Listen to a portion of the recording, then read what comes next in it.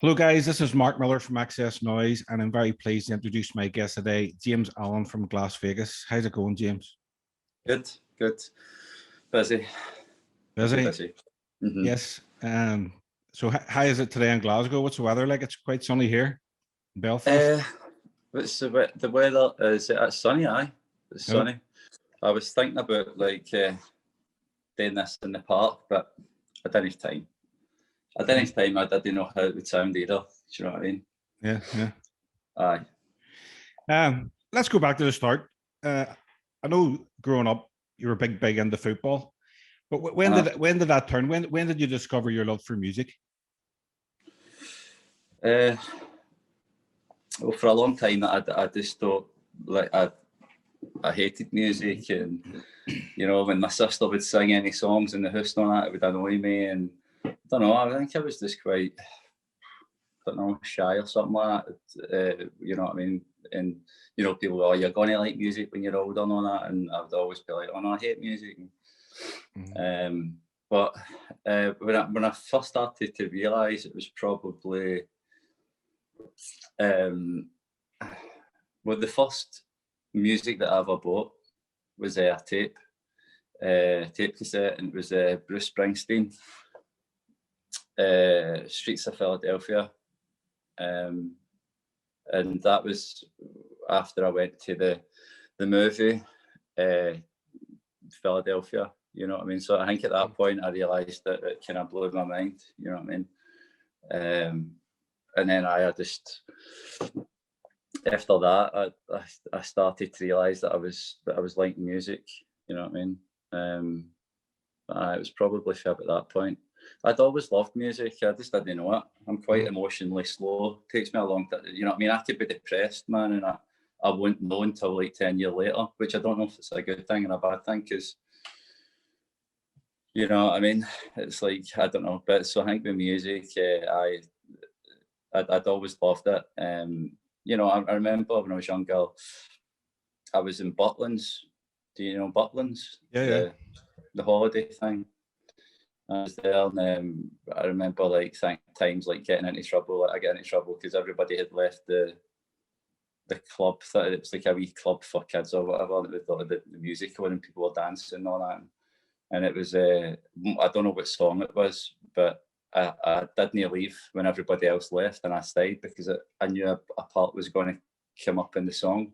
And I just stood in there. I don't dance or anything like that, you know what I mean? I just stood in there like a weirdo next to the fire exit, waiting for this bit to come on. And then I heard it, and it was just like a glorious thing, hearing the chords move together. You know what I mean? And then I went out, and everybody was like, "Have you been?" And all that. You know what I mean? We left without you. What were you doing in there? I don't know. So that was that. I always did love it. You know what I mean? And I think that I just always just thought when I was growing up that you always just assume that everybody just thinks the same, or think that hears something or sees like a picture and everybody sees it the same way, everybody hears it the same way. I always thought like anybody could do like the things I do, or anybody else can do if they wanted to. It's just a choice. But then as I got older, then I realised that some people are just a wee bit more sensitive to certain things. You know what I mean? If it's music, chords and all that, I think everybody's got natural awareness towards certain things, but maybe they just don't natural sort of ability towards certain things. But a lot of people maybe don't have the luck to maybe have that thing put in their path when they're growing up. You know what I mean? Then I think one of them's music with me. You know what I mean? And the reason that I realise I'm natural at anything is just because of all the things that I can't do. Really, you know, I never thought about natural ability and all that until I tried things that I was terrible at. And I was like, how am I not picking this up? How am I not getting better at this? And then I just started to maybe understand that maybe being natural at something is a real thing. You know what I mean? But I never played music or anything like that, or like growing up or anything. It was just listening. But when I started playing the guitar, already knew what the chords meant, you know what I mean? I knew what it meant because when I'd listen to music, it was my sister's music, like Madonna or Kate Bush or Bob Marley and all that. And I would like sort of, I didn't know at the time. It was a bit weird. I just thought everybody listened to music the same way, but I'd separate you separate the song and the chords, not even when it's coming through the wall. It's not like you're not even thinking you're listening to it. But my mind was just like separating and understanding what the chords meant and the shape and what kind of picture you have with that, is if it's a kind of what colour that chord is and what that is. And so by the time I started playing the guitar, I already knew that. So, you know, when I was writing the first songs that I was writing, the Glasvegas songs and stuff, it just seemed something that I already understood, which is quite weird in a way, because I know it's not really like that, so I was quite lucky like that, you know what I mean? I didn't have like, you know what I mean, like for a lot of people I think it's like writing for years and then maybe getting better and all that kind of thing. Can you remember it's just a bit different. Can you remember the first song you wrote and you thought this is a really good song? Well, I know the first poem that I wrote, the first, like, and it's like a song, like a structure of a song. It was in English in school, and the reason I remember is because I think it was the only compliment I got in the whole time that I was at school. You know what I mean? So this stood out. This stuck out to me because it was like I wasn't used to getting a compliment, and I didn't deserve one. I'm not saying that like it was a shame for me. I really didn't deserve a compliment. You know what I mean? It was. Everybody used to write a poem in English, and I must have been like maybe 13 or something. And I wrote this poem called "The Dinny," about the dinner school being so bad. And so I don't know what all the other kids were maybe writing something more like, you know, roses are red, violets are, I don't know, you know what I mean? And so the English teacher, she was like, this is, and when her name was Miss Brown, this is fabulous, James. And I was like, honestly, I'm shocked. And so that was the first song that I wrote, talking about how gruesome the dinner school was. I wish I still had the poem, but I've not got it anymore. And then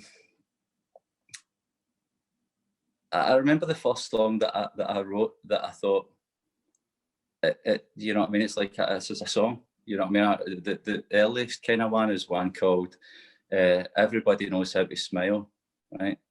And it was a song like it was like a wee waltz kind of song, and I was singing like I think when I was younger, I had a budgie, right, and my budgie flew in the bath and died, right? I ran a bath, and the budgie flew into the bath and died. That kind of haunted me for a while, enough to actually mention it in this song.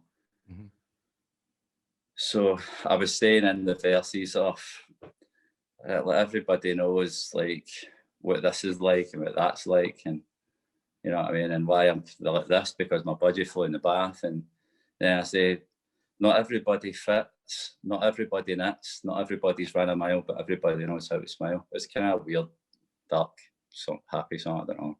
So, and then I was like, that seemed like a song, you know what I mean?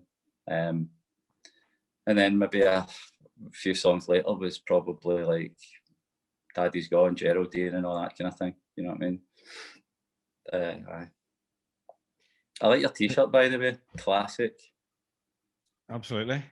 Isn't it? It's classic. Doesn't get any better than that. Black with the white. Yeah. The white logo. Got it recently. I'll have to get a Glasvegas one.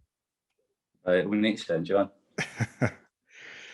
As we talk today, it's the release of your latest Glasvegas album, Godspeed, which is fantastic, by the way. I've had it on repeat all week because I had an advance copy. How do you feel that it's finally out in the world for people to hear?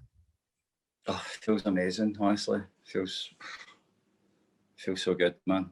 Feels so good because it's like, you know what I mean, for like years now, like, I don't know, 6, 7 years, 8, I don't know. It's one of the things when you're working on music, working on songs, for me, it's just like, I'm totally over dramatic, right? It's like, if I'm working on a thing and I don't finish it, it's like, I hate open doors. You know what I mean? That door there is kind of bothering me because it's open, but I'll just leave it. And I always need to shut the door. That's just because when I was growing up, my mum would always be like, James, shut the door. So now when somebody leaves a door open, I'm just like, the door's open, man. Yeah, my dad used to say, "Were you born in the field?" I know. That was his saying. He left the door open. Were you born in the field? You born. So so with the songs, it's like you leave it's like the doors open, the books open, and you want to resolve it and just shut it out. And you think everything just feels like it's bugging you and it's out of balance. And you look at the world, it's just like sideways, and it is pure over dramatic. You know what I mean? When there's it's a lot pure trivial compared to, like, you know what I mean, real important stuff that's happening in the world, right? But and then so for that to be for so long being like that, feeling like that, and it feeling like it's a crash course for years, because there's a lot of things you're just learning how to do and you're maybe not doing it right, and having to go back and do it the right way. Technically, you don't really know what you're doing. Then it's a crash course is all right for like a brief period of time, but when it's like years, it's like that's what the first few years of making the album kind of seemed like, you know what I mean? So that was kind of like, I kind of actually get used to it just being unresolved for a while, but it still did like bother me, you know what I mean? Just not being able to just get to the point where it was finished, it was done, and it feels good, but it feels amazing. Well, last night you had a listening party for the fans, and it got a great reception. How did that feel? It must have felt good. I don't want to say I'm so surprised. I'm so surprised, but I don't want to seem so surprised. And like, do you know what I mean? So I want people to understand that I do believe in what the thing is. I'm surprised, and I don't want to say that it makes me feel good, because I don't want to rely on somebody's like, you know, like compliment, and I don't want to like be like, you know, take it personally if it was something negative either. But it does, it feels really good. You know what I mean? And I say, normally I think to myself, I don't mind what people say. If they say it's good, it doesn't matter. If they say it's bad, it doesn't matter. And then as soon as the people are like so like positive about it, then I'm like, oh, this feels great. So I guess I'm only human and all that, but it feels, the thing is, it's like you know what it is. I understand what it is, and I understood what all the albums were. But I guess what makes me feel good is, no, for me, it's almost like for the songs, the songs get like, it's just some love, somebody shining a torch onto the song, and that's what happens when people listen to it, because the songs would be my songs if nobody had ever heard them. They would still be my songs. But with people listening to the songs that I've wrote, it's them, it's the people that make the song the legend, or that thing, that glorious thing. You know, it's people that make it that. You know what I mean? So it's good. It's good, and it has been like, people have been really, I mean, people that I know. You know what I mean? Like, and I know because it's not always like that. You know what I mean? It's not always the messages you get if you release stuff. So I'm thinking, well, maybe this is something that other people would connect to as well then, you know what I mean? Because you should never expect it anyhow, you know what I mean? But you should never just expect somebody to connect with it and all that. You just don't know. You really don't know. Even when I'm letting, you know, the band or management and all that hear it, you don't know if they're going to even like it, never mind. And that is, they've always really believed in the stuff that I've wrote and that. But even the next song, you can't just assume that somebody's going to like it. 'Cause I don't think that's fair. You know what I mean? That would be like me having to like every other piece of music that I listen to. You know what I mean? Yeah. Which I don't. Well, it's been 7 years between later when the TV turns to static and this one. How do you keep inspired as a songwriter during that time? During that tough, it's just, I was thinking about it yesterday, and I was thinking about, I don't know why it popped that. Maybe it was because it was sunny, and it reminded me of like a couple of years ago when I was listening to an album, and it's such an amazing memory. And all I was doing was walking from the house to the studio, and I'd forgot something, so I had to go back to the house and then back to the studio. So it was just this, like, you know what I mean, walking for like maybe an hour. And this album that I heard that I was getting into at the time, and it was that good that, and it was, the sun was shining. It was just like, it was just like a magical feeling, you know what I mean? And it was an album by Ennio Morricone. It was for a movie that he'd done. It's like a kind of unknown erotic Italian movie called Maddalena, and the whole album is just perfect. So that's how we all that amazing, you know what I mean, it's like that ocean of greatness, that whether it's movies, whether it's, you know what I mean, like music, if it's art, you know what I mean. So it could be like, maybe in the time that I've been making this album, you know what I mean, like John Hoyland, the painter, David Hockney, the Hitchcock movies, Philip Glass, Robert Wilson, stage designer, choreographer, that dude.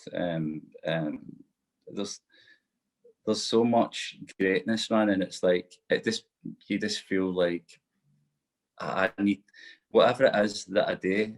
If it's not very good, whatever, but I need to totally try my best with every tiny thing that I do with the band, because I'll even if I've nothing great, even if I've only got a tiny like drop that I can put into that ocean, but I'll try my best, because this stuff that they've done, Andy Warhol, these things have blown my mind and made me look at the world in a different way, and made that walk through the house to the studio just glorious, man. That's the things that probably you don't even think twice about if getting inspired, or if you're inspired, you know what I mean?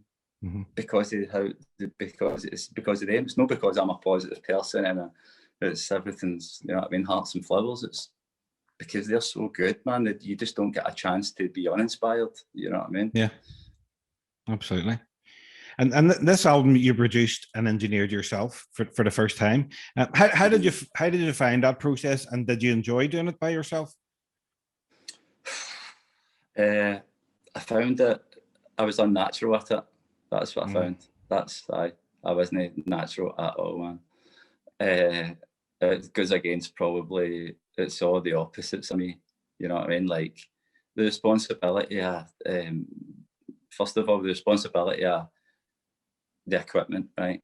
The equipment being maintained, working, all right, understanding how not to blow yourself up by plugging something into the wrong bit.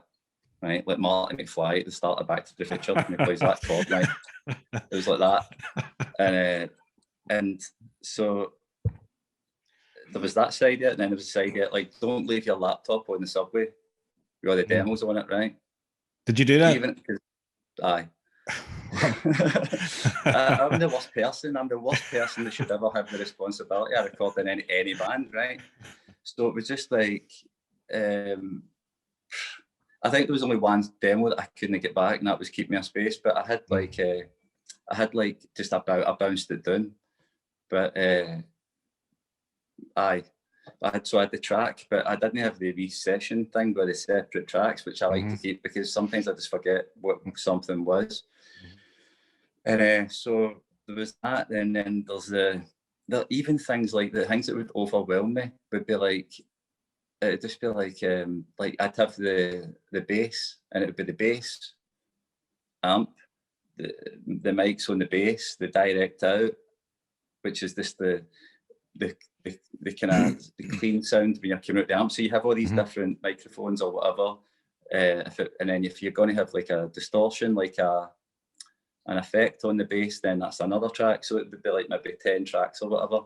I remember looking at the tracks, and it was only 10 tracks, right? And I was just like, shit, I need to name these 10 tracks. So I need to go and type in a different name for these 10 tracks. I was like, fuck. It's like, it's only 10 tracks, James. You know what I mean? Just call it bass, amp, bass, mic, whatever mic is, bass distortion. It's not that hard, you know what I mean? But for me, my brain was just starting to melt, you know what I mean? Just because I wasn't used to that, the boring stuff like that, you know what I mean? And I was just like, I knew quickly, but I knew I was terrible at it.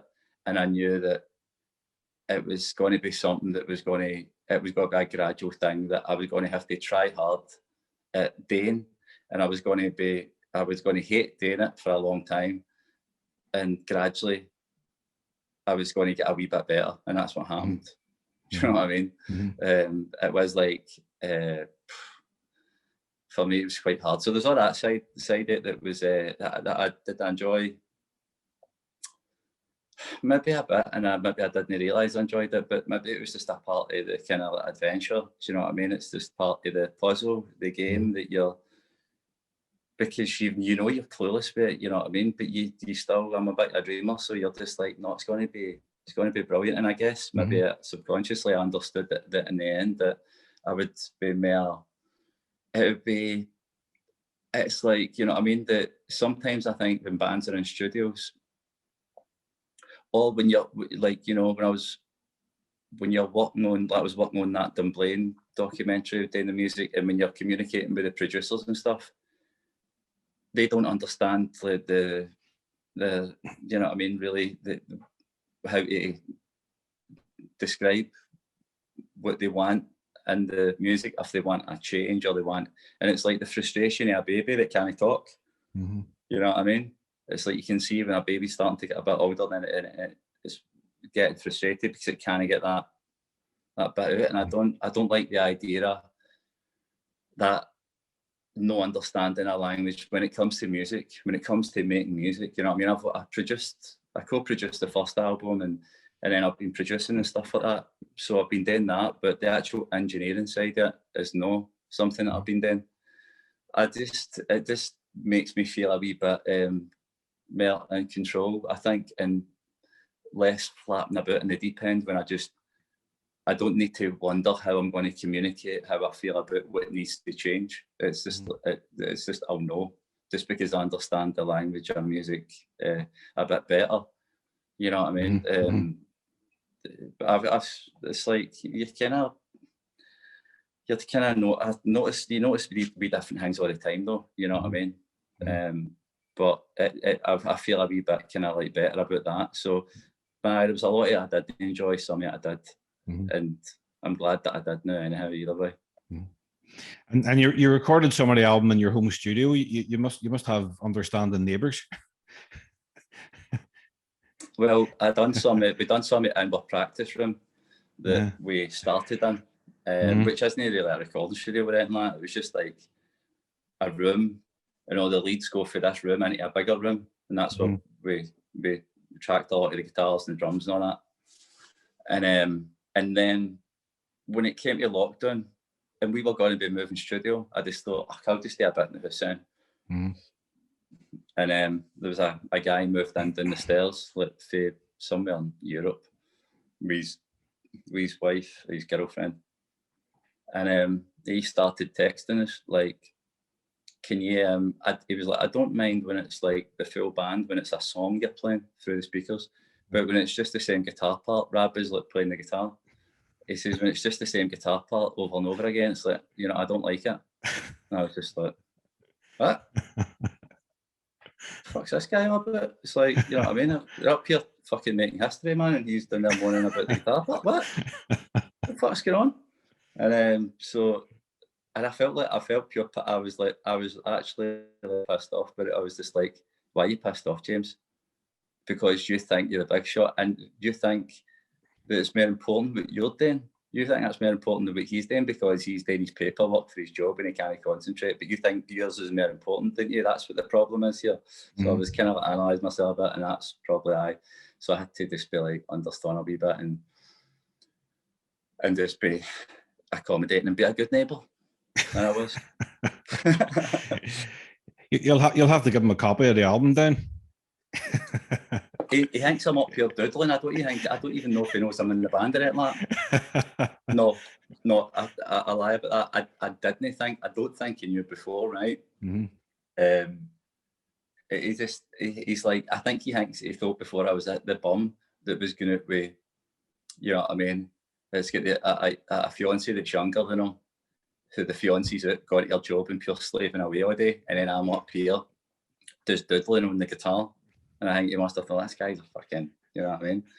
But then I know that he does know the band actually because hope he doesn't see this, because my fiance was just like, that was a bit weird what happened, by the way. It was somebody chapped on our door, and then I went to open the door, but the person had walked down the stairs and chapped on the door down the stairs. And so my fiance was just kind of waiting to hear what it was. You know what I mean? And the lassie came out and she was just like, can you tell me the people who live in this close? And I think she was like, well, there's a guy down the stairs, there's a woman across there, there's a lassie and a guy up above us. The guy's in Glasvegas, by the way. Why the fuck would you throw that in there? Do you know what I mean? To a stranger. Do you know what I mean? It's like, do you know what I mean? It's like, fucking hell, man. I was like, what the fuck? What'd she say? Tell things. All right, cool. So I guess they do know about the band, but I'll give them a. They're actually really nice, so I'll give them a V. I should like sign copy. I should force my music on every one of our neighbours, man, just through the letterbox. You know, all that there stuff I was doing, all that noise was making over the past few years. Well, there's a result. Thanks very much. I know. There'll be bits he'll recognise. There'll be bits that he was talking about that he didn't like. The album, it's a loose concept. It's about events that happen in one evening. What sparked that idea? And then when you did get the idea, did the song start flowing? It was a kind of gradual. It was a kind of gradual thing. It wasn't just like, oh, that's an idea. That it was just like a sort of a gradual idea, and then probably it wasn't something I thought, oh, this is an idea, I'll do it. It was something that maybe I wouldn't have, like, sometimes the idea would start to maybe like come to you, and then you maybe shove it away a wee bit because you're like, no, that's not what I do, you know what I mean? Mm-hmm. And then it kind of come back again, and then it would start to take shape like that. And I didn't really want to make it in a way that would be like, you know, this is A, B, C, and D, and this is what you've got to think when you listen to it, and that's the only way it can be. Mm-hmm. It was kind of a more loose sort of a, you know, I had my idea of what was happening, and, you know, if anybody listening to it could just listen to a song, or if they want to, and I wanted to leave sort of some gaps as well for if people, they know that that's what I was writing it like, then they could probably fill in some of the gaps themselves. And I think because probably theirs would be more interesting to me, how they kind of hear it and how they hear the different characters, if there is different characters, and feel whose perspective is what, you know what I mean?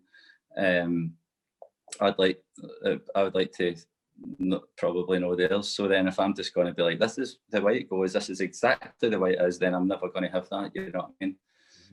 And I think that everybody's, even if it's just like any song, people have always got their story with a song, their way that they see it. And I've had people come up to us before and they've said to us about, I mean, people have come up to us before saying, Daddy's Gone reminds me so much of my mum.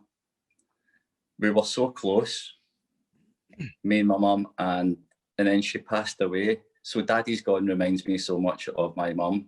And I was just like thinking, you know what I mean? Like it's a completely different place probably for where I was when I was writing it, but I was thinking about what I was seeing. But so what? It's like, that's, who cares? Do you know what I mean? It's like, it's valid, just as valid the way she hears it. And then when I think to myself, there's probably been loads of songs that I've listened to that I've had a picture that it was nothing to do with the song. You know what I mean?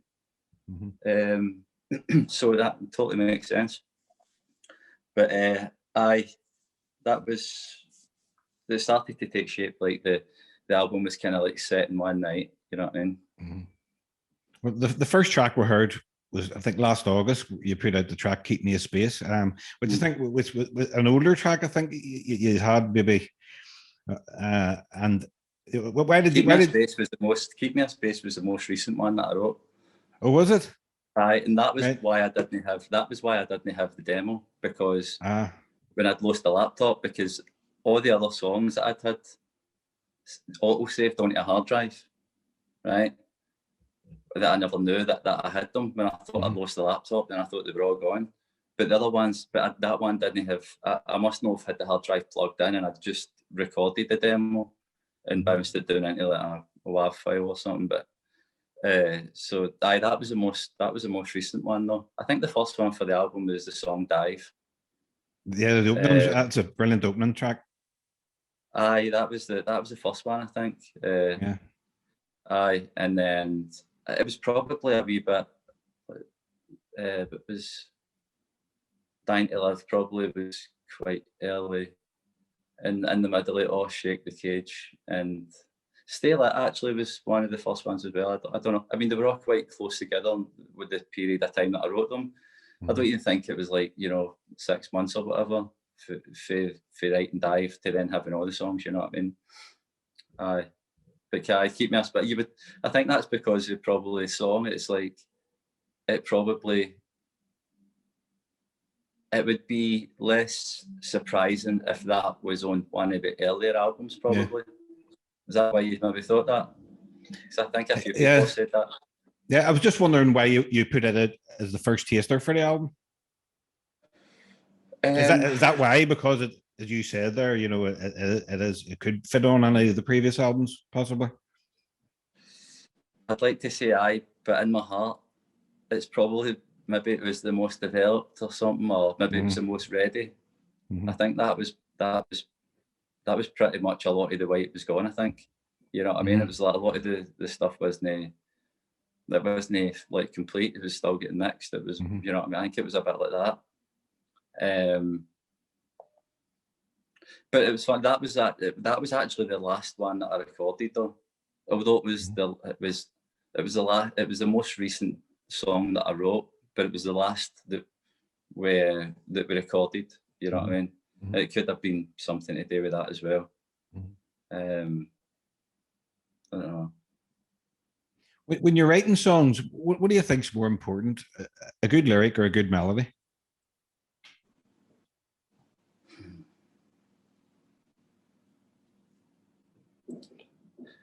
It can be a bit of if it's a great lyric with a horrible melody, that could probably be frustrating. And likewise the other way about. It's like, well, it probably depends, doesn't it? Because like if I was talking about the Morricone soundtrack, and that does not get any lyrics in it, no words. But I don't know. What do you think? Well, there's some great songs with great melodies and rubbish lyrics. You know, I can't know. Geraldine. No, that's a quality track that there. Uh, But like, name, come on, I want you to name. I Yeah. can't think of any. You see, I get drawn into songs by the hooks, and if I like that there, then I'll maybe delve into the lyrics. So, to be honest, a lot of the time I don't really care what anybody's singing about, unless I really, really like it. All right. You know. I don't. I mean, I don't. I'm not sure actually either. I'm not sure what I would. It would you would think it would probably be the melody that you would. That you know. I mean, it's maybe a bit easier to read. I mean, read with. I mean, to grasp if you're hearing it like fail there or. Yes. You know, maybe the lyrics you've got to maybe like be a bit more like, you know, magnifying glass on it or something. I don't know. You know. So you'll always remember the melody, but then sometimes it's hard to remember lyrics because everyone gets lyrics wrong when they're singing. I always get my lyrics wrong. I agree with you. I forget my own songs. You know what I mean? So I couldn't agree more. My favorite song on the album is Cupid's Dark Disco. What can you tell me about the sort of genesis of that there song? It's funny you say that's your favourite. That's Rab Paul said that last night as well. What was I thinking when I was writing it, kind of thing? Yeah, it was when I came. I was walking back through the studio one night, and I remember what I was listening to actually that night. It was I was listening to like Beach Boys. It was like, you know, different takes they done in the studio with like Smile and Pet Sounds and all that. I was listening to Our Prayer and all that kind of thing. And I was walking along Duke Street. That's a big long street in Glasgow. And just going by the Tenants Factory.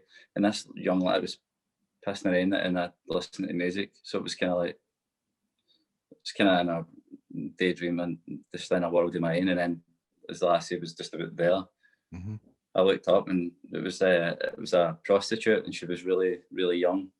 She, like, I don't know, probably 15, 16 or something. And I was quite like, what the fuck? And I just kept walking, kind of, and I was just like, it was mental, man. Like, and I get into the house, and it kind of just stuck in my head. You know what I mean, seeing her, and I started to do what I usually do. But it's just like no thinking. I wasn't like ever planning on writing any songs or anything like that. And then you're just sitting doing something else. And then I could imagine it, like I started thinking about a broken kind of glass house. I must have been, when I looked at her, that's what I'd kind of thought about. Because I'm a weirdo. That's like, I mean, most people would probably see the young lassie and probably think that, you know what I mean, that's a shame and all that, and feel empathy and all that. And I felt that as well. But then I started to, when I'd think about it, and I'd just see a glass house, like a broken glass house or something. Then I wrote the song "My Body's a Glass House" 1,000 stones ago, about seeing her. And then after I'd wrote that song and writing what the things that was in it, I just started thinking about the other perspective, the other angle kind of thing, and what that meant to me and what I thought that was. And then I wrote Cupid's Dark Disco, and it was my sister manages the band with Alan, and we were recording the song and stuff, and Denise was just like, I don't like it. And I was like, what? You don't like that? It's a great song, what's up with it? She was like, I don't like it. Don't like it. I don't like the words. It's too. She says, this is who manages us, right? She's just like, look, I had nightmares about, and it was because of this song and the words, and it's like it makes me feel sick, and I was just like, right, okay. So everybody's been cool about all the songs that I've wrote, but no, this is this is the other side of the compliments now. I was like, makes you feel sick, right? Cool. And she was just like, I was like, is there nothing good about it? And she was just like, it's one of the best things you've ever written, but I don't like it. And I was just like, what the fuck? I was just like, what am I supposed to do here? And you would think that the manager would just be like, if it's one of the best things you ever wrote, then we should go for it. Yeah. Which we're not really like that, real band. You know what I mean? And so I said, okay, what parts do you know? And she was like, I mean, if you wanted to alter some bits, she wasn't saying you're never playing this, right? Because nobody can say that. But it's my sister, and if something does, it makes her feel sick, what am I going to do? Am I going to like tour that thing around the world and be like, this is my song? No, she comes first. You know what I mean? I like, of course I'm not. This is the band's for all us, and I want it to be our thing, the thing that we've got. You know what I mean? And you know what I mean? If people were just like, oh, it's another wee song here, and it's all right. The thing, I wouldn't. I don't think I'd be bothered about being in the band. You know what I mean? But maybe for your point of view, we just feel as though it's more than that. You know what I mean? At least.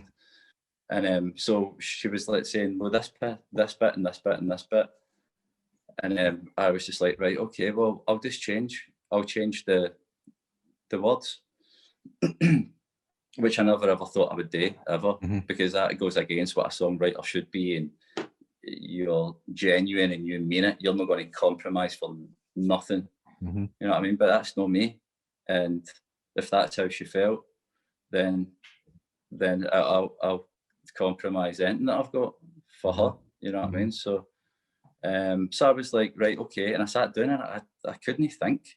I was just like, I cannot think anything that how I can change this. It's like once it's done, you only imagine it that way. Yeah. And I just had to keep like kind of thinking about it. Like, am I going to? And then I changed whatever the words were. I don't think I changed as many as what she actually asked me to change, to be honest with you. And I think that I told her that I did change them, to be honest. So hopefully she doesn't watch us, right? But I did that. It was like maybe one or two words that I changed or something to like probably something quite similar, but maybe. And to be honest with you, the weird thing is, after it, now, when I look at the original lyrics and I look at this, it's better now than what it was. So, you know what I mean? It's like maybe compromising sometimes, you know what I mean? Maybe sometimes it does work out, you know what I mean? Good. So I'm glad that she did, you know what I mean? I think she's all right with the song now, do you know what I mean? She's had nothing but troubles with that song, because it was like, even right at the last minute, it was just like, James, is that Psycho? Is that Alfred Hitchcock? Right? Right, so I've not got any clearance for that, I've no permission for like Hitchcock and Bernard Herrmann or whatever. And I was like, right, well, what are we waiting for then? She's, James, it needs to go out, the album needs to go out. It's like, I was like, can we not contact somebody else? And she was just like, right. So she had to get in touch with like Sony Music and all that kind of thing. And she was just saying like, you know what I mean? Like, can we use this? So they've made a deal or whatever. But that's when Cupid's Dark Disco, that's when it was parked car exterior, and Cupid's Dark Disco used to just be Cupid's Dark Disco. So whatever deal they've made, then it's like, then I've split the songs up. And she's like, but on paper though, we can use their music in Cupid's Dark Disco, not a different title of a track. And then she's going to go back again to the, and she's freaking out because of the time and all that kind of thing. So I think that song's been a bit of a pain for her, you know what I mean? Or maybe know the song, maybe me writing the song and then not telling her about the sample. Maybe that's what it is. Well, it's a great song. And a couple of weeks ago I was watching the Alan McGee biopic, Creation Stories. And at the end credits was Shake the Tree, which I didn't realize it was going to be on there. So it was quite a pleasant surprise. How did you get involved? I know you're obviously co-managed by McGee, but it must have been a thrill to have the track on the end of the film.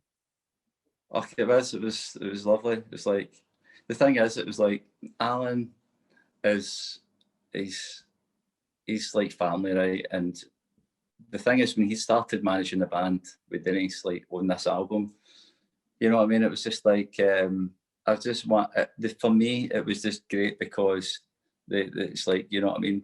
Everybody's busy and you just months fly by and you've maybe not been in touch and all that. And whereas there's a reason for us for that, it can't happen. You know, we need to be in touch. So it's like, that's great just to have that regular and have him like in my life kind of thing like that. You know what I mean? And then like not that long ago, I'm a terrible reader. I'm really bad at reading books.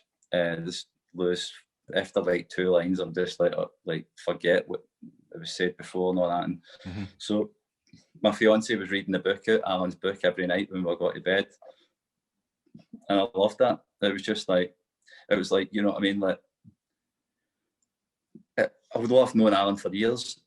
If I'm asking him anything for before, you know what I mean? He's not going to be able to just think about all these things about growing up and all that. So it's like your uncle. It's like reading a book about your uncle's life.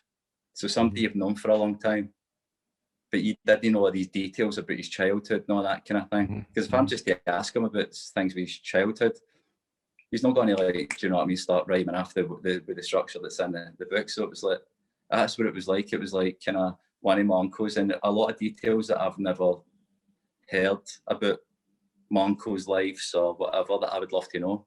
You know what I mean?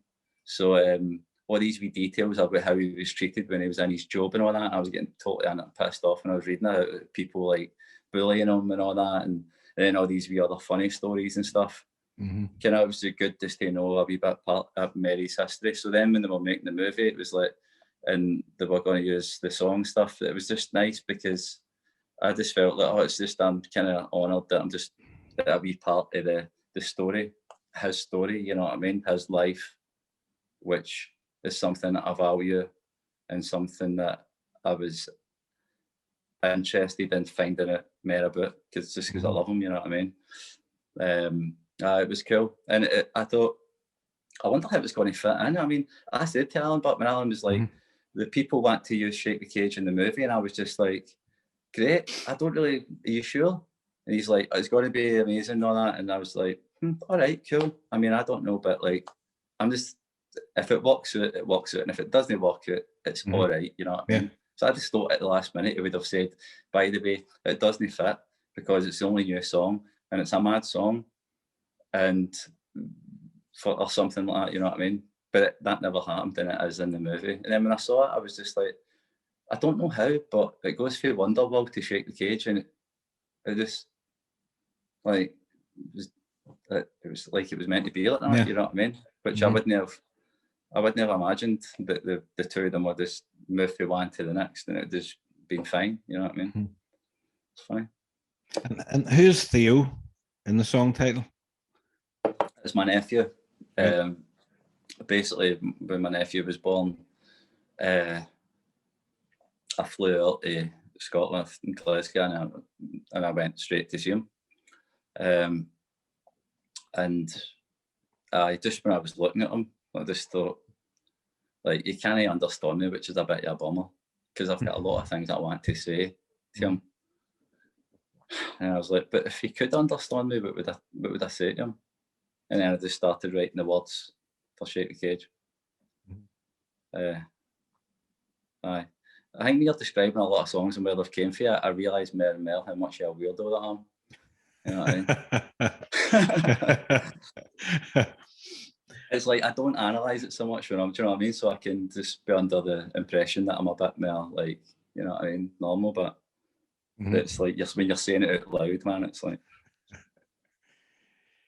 I love the album cover with the typeface from the Elvis's debut album and all used in it. What's the sort of theme behind the cover, the idea? I was thinking about that because it was just like, I just thought, like, right, that was the way it was meant to be, but it's not. It's like there was other things that I did think and reasons how that I'd done it, and when I thought back to, because I think that was the first thing that I done for the album, was the artwork, And I think that it was because when I thought about the Elvis cover, which is one of my favourites and stuff like that, in this debut Elvis album, and what Elvis was in the front of it, that was like a perfect. It's like the perfect image for what rock and roll is, and then the Clash has done one, and that fits, and that's for like you could say, you know, punk or whatever that thing is at that time, which is a bit different for the Elvis one. And then there's this other thing, which is this when I seen this image with the letters on it, obviously, that my pal took this photograph when I was in New York, and I walked to a venue, and there was a father with his son, and his son was blind, and there was a man in a wheelchair that was trying to heal the blind boy when he was holding his hand. Mm-hmm. And I was walking at the venue and walking behind, and she was taking photos of me, and then they were there. So when I seen this photo, I was looking at it, and I was just thinking about, I guess the desperation and the faith part of the photo, which is it's extreme like faith and extreme like kind of desperation in a way that I'll never understand. But it was something about it. I was like, that is faith, man. He's in the street. His dad's there. There's rock and roll, and there's like photo shoots, and there's this and there's that, and this is something else. It's something more, or something that way and deeper. And I was thinking about what was, you know what I mean, like when I was writing some of the music and stuff, you know, there'll be Dying to Live and all these different, there's a confusion, and there's an uncertainty, and there's a desperate nature. There's a part that and then when that is like that, then faith has got to be somewhere. Mm-hmm. Now it could either be behind or it could be there, but where there's sort of uncertainty and desperation and that kind of side of something, there's faith is somewhere. You know what I mean? It's maybe not what it should be, maybe, but it's got to be in the equation. Mm-hmm. You know what I mean? Light, dark, and all that kind of thing. But so I think that was why I was like really connecting the thing together.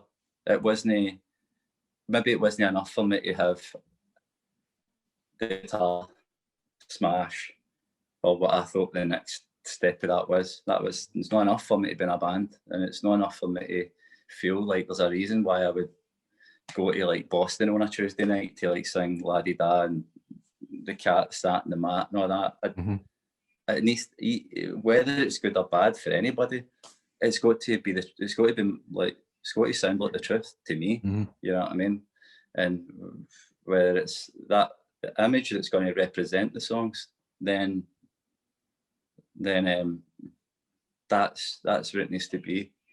But that's where the photo came from. You know what I mean? No, it's a cool sleeve. The past 7 years haven't just been spent recording the album. In 2018, you toured the debut album, and you played it in its entirety. What was it like doing that tour and returning back to that album? It was great. It was great. It was. We'd never actually played the album from start to finish like that before. Mm-hmm. We'd always done it like in different orders or whatever. But it's funny because in time, what the picture you see when you're playing a song, it always in time. You know what I mean? I think there's been times in the past where when I maybe wrote Daddy's Gone, for example, mm-hmm. and I'd sing it and I'd see a certain picture when I was singing it. Then in time, I probably started to sort of see it in a different way that probably made me feel no I felt like I felt more like I was thinking, James, you don't have a fucking clue what you're talking about, and you didn't have a clue, because that song was so naive for you to write that, and you think that you understand what that is. Mm-hmm. And I would probably look down on myself more when I was singing it and how I'd feel about it. And then in time, then it goes like another way where it alters again, and you come out of that sort of a kind of like self, like, you know what I mean, criticising kind of way you had come out of that and understand that it wasn't either of the things before. It was something different. You know what I mean? And it's just, as I get older and you just maybe understand things in a bit of a different way then. So you would think that, well, if it's just a song, then, you know, was it good to just jingle jangle the song along? It was nice to hear the melody. It wasn't. It was that was all cool and all that, but it was interesting just for myself to kind of like be able to measure where things have been and where I'm the now. You know what I mean? I have a point of reference to, so I know how I felt then when I played the songs or whatever, and how do I feel and how do I see them the now. And that's the funny thing about like the songs. It's like an ocean you never really touch the bottom of. And I do that with other music, other people's music that I love, that I listen to a lot. Changes in time. And do you do that as well with music you've listened to for ages? You don't hear it the exact same way, I don't think. Well, do you? No, but I remember hearing Daddy's Gone for the first time, and I just thought, what is this? You know, it was like nothing I'd ever heard before. I mean, Glasvegas really are quite unique because there's nobody else that really sounds like us. You know, I don't think anybody wants to. You know what I mean? Everybody's like, thank God we don't sound like Glasvegas. But I just remember hearing that, and you know, Flowers and Football Tops and Geraldine, you know, for the first time. I just thought, wow, you know. I just thought it sounded like it just sounded like I mean, even the sound or whatever, not even the lyrics, but I just thought it when I heard it. And I remember hearing like Ice Cream Van when we got the first time when I was listening to it, and it was just like it just sounded like where I grew up. It sounded like the sky that was above wherever it was I grew up. That's what my childhood looked like, what that sounded like. You know what I mean? Yeah. And I remember going online and downloading the demos and stuff like that. There, you know, you just don't get things like that now. And also, it was just really, really class to be able to do that there. And by the way, is Geraldine still a social worker? Aye. I was talking to her. She actually texted me last night, actually.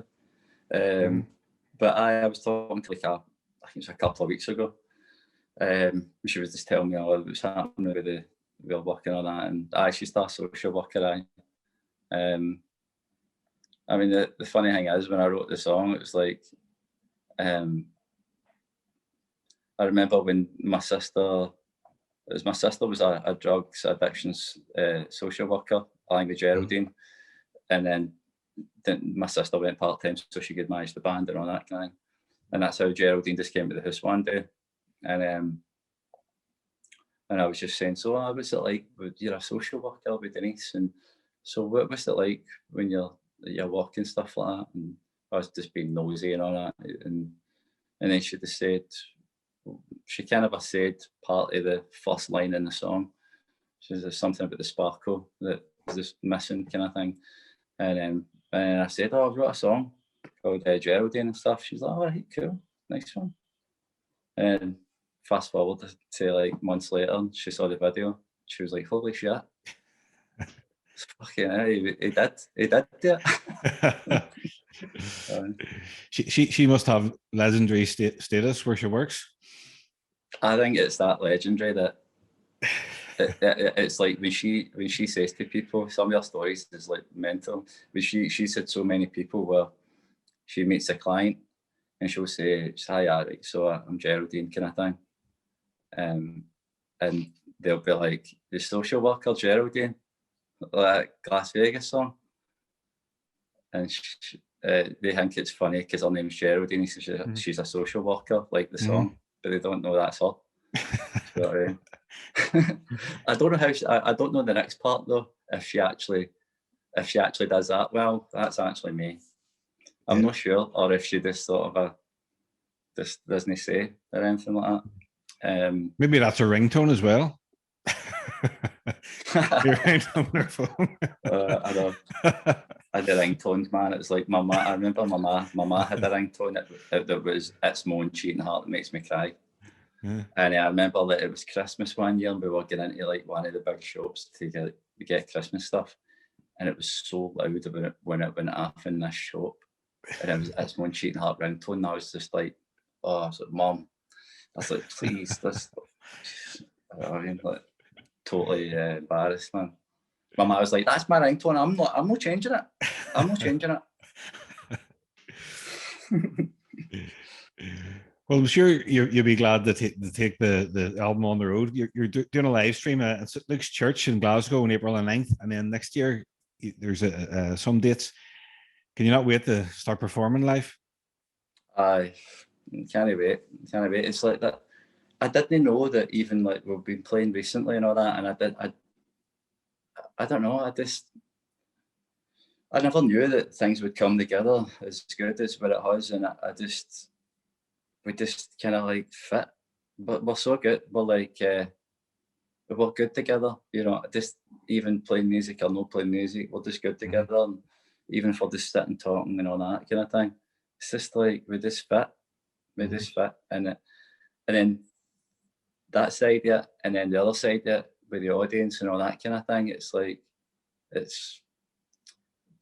I don't know. I'm really looking forward to having the chance to do it again. You know what I mean? And hopefully soon. You know what I mean? Yeah. Well, I was just thinking about when I was talking about earlier about like the maintenance and all that, and how I'm clueless with like naming files and all that. Yeah. And then I thought, but I need to.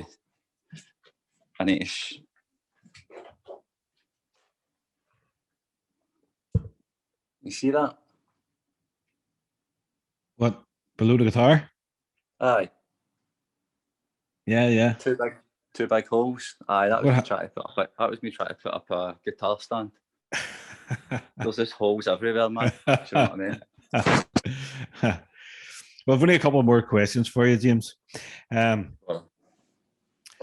ask all my guests these questions. Out of all the music in your collection, which artist or band do you have the most albums by? Well, it's probably my fiancée. Something it'll be like my fiancée loves Patti Smith. Could be like something like Patti Smith, probably. So it'll probably be something that she's got rather than what I've got. But for me, try to think. What have I got? A few. But I've got pals that are in bands, you know what I mean? Like Ravenettes and all that kind of thing, and I've got all their records and stuff like that.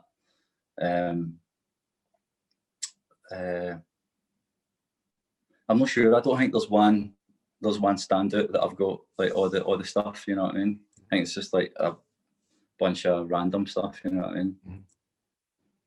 Is there an album or a band that would be your guilty pleasure?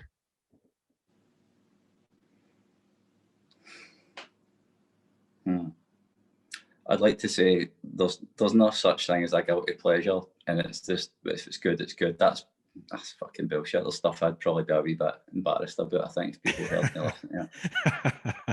Yeah, I'll be honest with you. I would probably say it would. Do you know what? I think it would probably be some. Let me think. It would probably be something like that. I think it would be something because of what the lyrics are.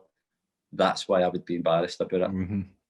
Embarrassed because it's no me, you know what I mean? And it's no how I want somebody to think that I feel. And it's not something that I think that I feel.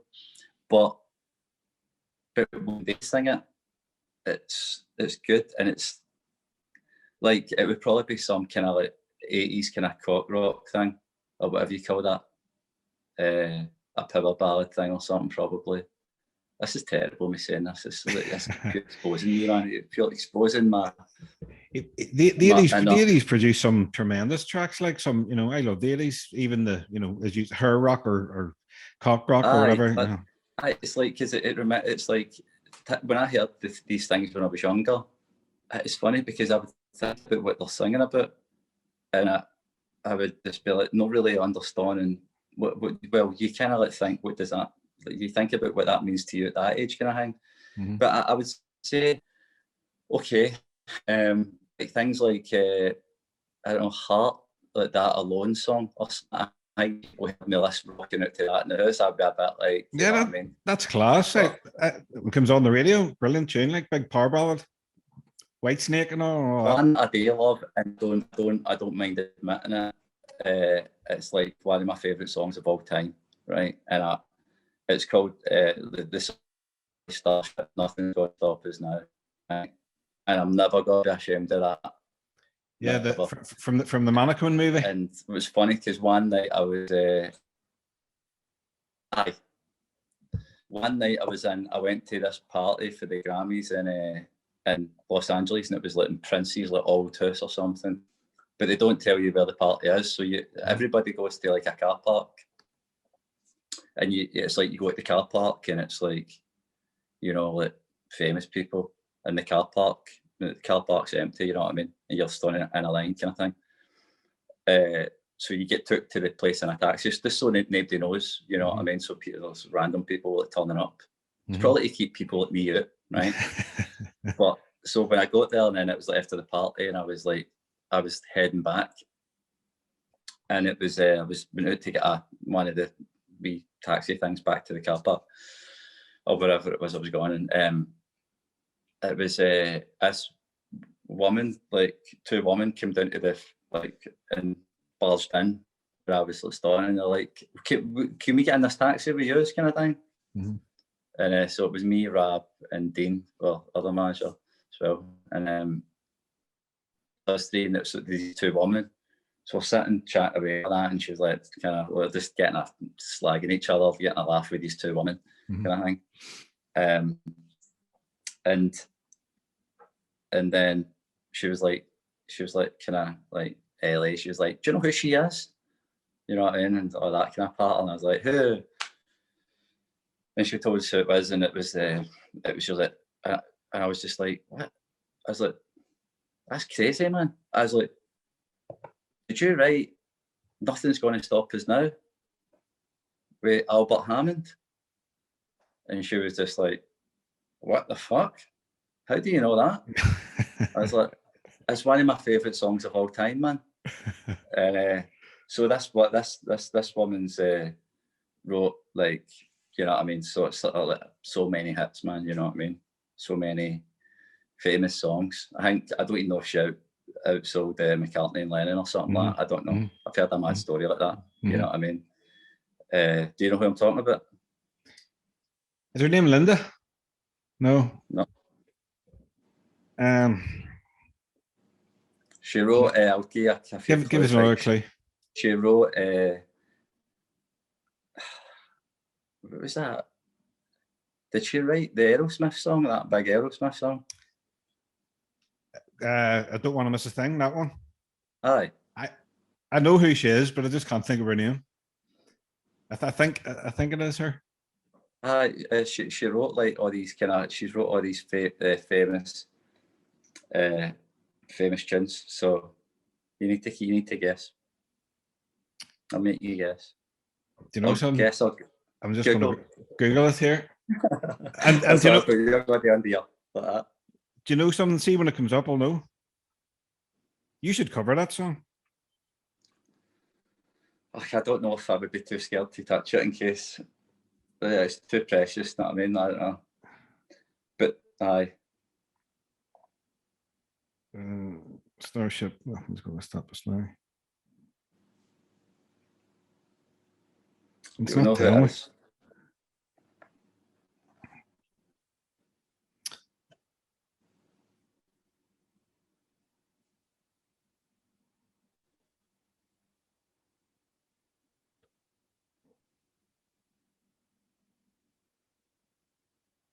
It's not even.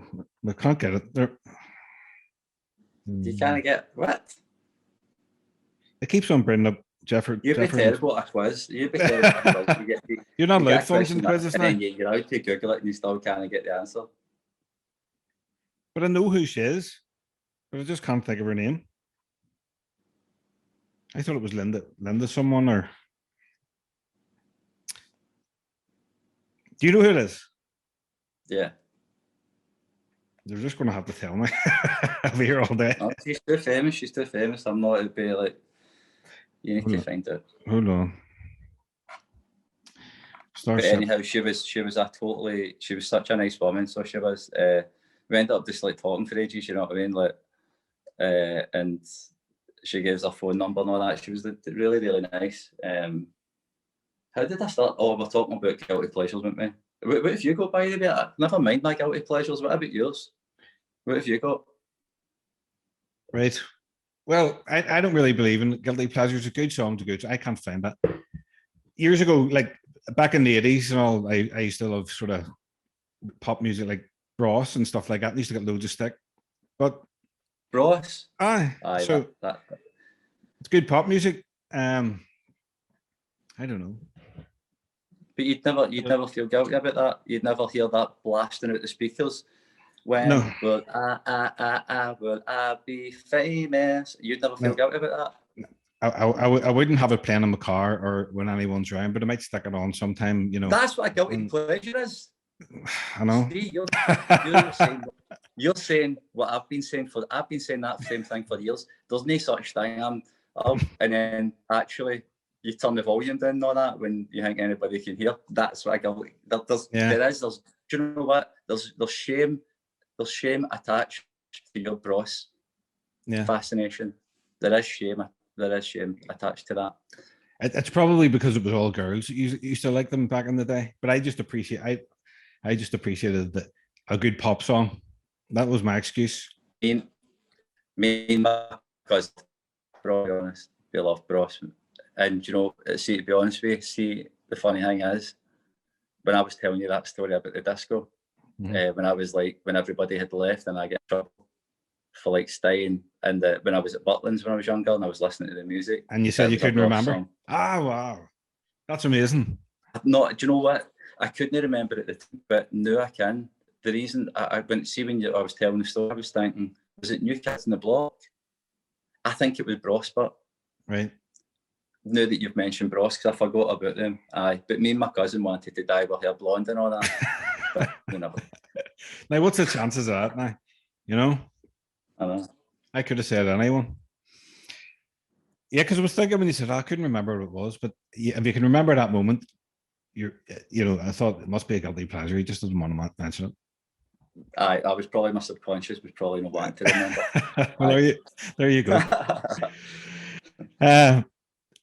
Godspeed took 7 years to be writing, recording, to be put out.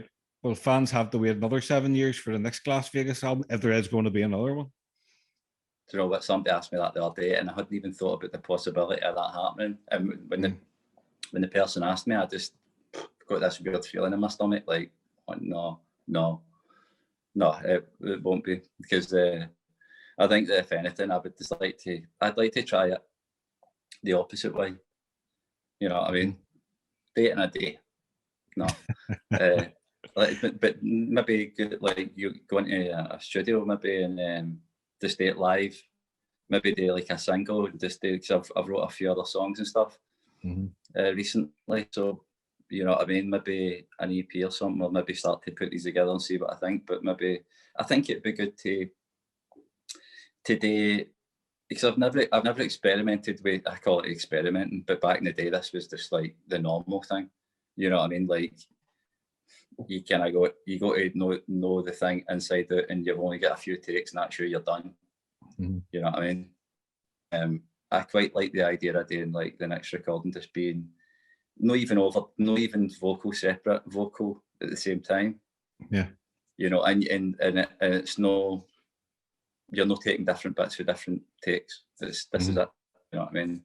Like have some kind of like rules on it, and just to like take it away from that and just do the That's what we'll do. You know?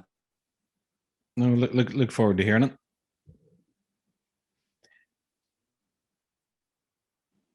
You hear me? It just broke up there. As I said, broke up. I can hear you now. I just thought I thought when I said that it was so wise that you were like, no, you froze. And I was like, I just blew his mind there. You know what I mean? I actually, you froze. We should live. That's a great idea. you froze, and I thought. What are you saying there, anyhow? I said you froze, so I thought you were deep in thought as well. Well, listen, James, that's my questions done anyway. Really enjoyed having a chat with you. It's been good fun. It's been lovely. Thank you. And I'll see you in the we'll get all that once for this is away. Yeah. Once all this virus stuff and all that's away, you know what I mean? Do you live in Ireland, Belfast. Where do you live? Do you live in Ireland? Yeah, just Belfast. outside Belfast. Well, we'll get in touch next time. Both these ones get in touch, and next time when we're playing all that, and come down and get a pint or something if you get time. All right? Yeah, absolutely, mate. No problem. And yeah, good luck with the album. I'm really enjoying it. In fact, I'm going to stick it on Spotify because I have to wait for a few weeks till the CD comes in now at the end of the month. So the thing is, just never mind our album. Get in and get the Bros cranked up. I will. Must be up there somewhere. So well, but that's actually blowing my mind that was one of the first songs that really got you into music, and then I just mentioned that there was a guilty pleasure. That's amazing. I know. It's mental, isn't it? But if you're going to play Bros, do me a favour, don't play Bros in Glasvegas and Bros in Glasvegas in case somebody hears. Like, you know, I don't want to be associated with that, but just you have fun though. Well do, mate. All right, James, take it easy. Thanks, mate. Thanks, mate. All right, bye.